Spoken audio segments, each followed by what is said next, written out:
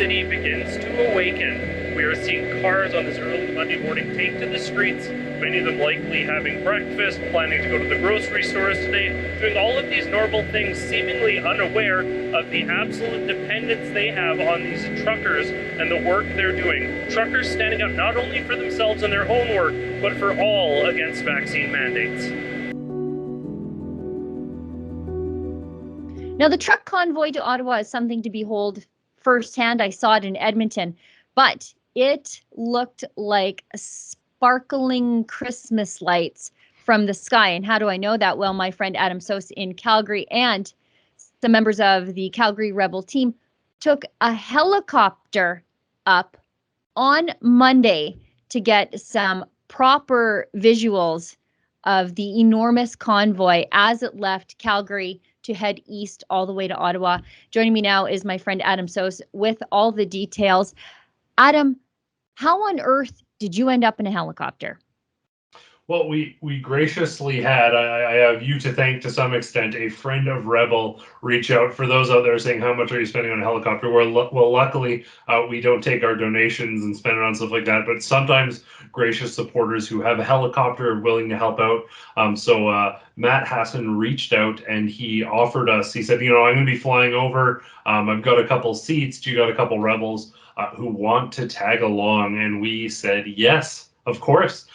So it was incredible. We were up, I think, at 4:30 a.m.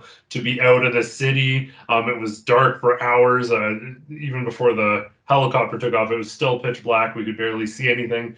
But we took off and we headed over to the location, the Flying J, which is in South Calgary, a truck stop and kind of travel center, and flew overhead. And it was wild to see. It was just trucks and trucks parked. But then beyond that, there was vehicles, cars, like pickup trucks beyond the semis, just parked all over along the side of the road. It was really hard to even gauge how big it was because it seemed like there was cars just layered for quite some distance. Mocha was on the ground as well. Sid was out late on Sunday night. There was one part of our original plan was sort of to fly over the convoy for a decent stretch, but as we know, and as they're sort of theorizing, they're opening every weigh scale along the entire trip and checking these trucks, even if they don't have loads, and it's obviously senseless, and checking their logs to delay things. So vehicles were actually still arriving at 7 a.m. when they were intended to arrive last night and then depart at 7 a.m.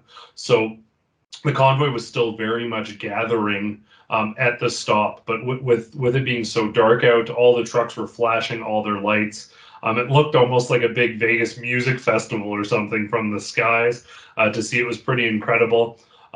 Just the scale of this and the coverage, it's incredible to see so many people coming together. As we talked about it on the show, we've talked about it. There's been sort of fragmented, like you talked about Restaurant Rebellion here and pastors standing in solidarity there. But we're seeing all these people come together. Pastor Arthur, Jesse Johnson, Without Papers Pizza, all these faces, Chris Scott from the Whistle Stop Cafe, they're all part of this. All these truckers are coming together. It's the first really national movement where people are standing in unison, and there's nowhere better to see it from than up above to really get that eagle's eye perspective on the scale of this thing. Hey folks, that was an excerpt from my show, Rebel Roundup. Now, to get the full meal deal, why not go to Rebel News Plus, sign up, and never miss a Rebel News Plus show in the future.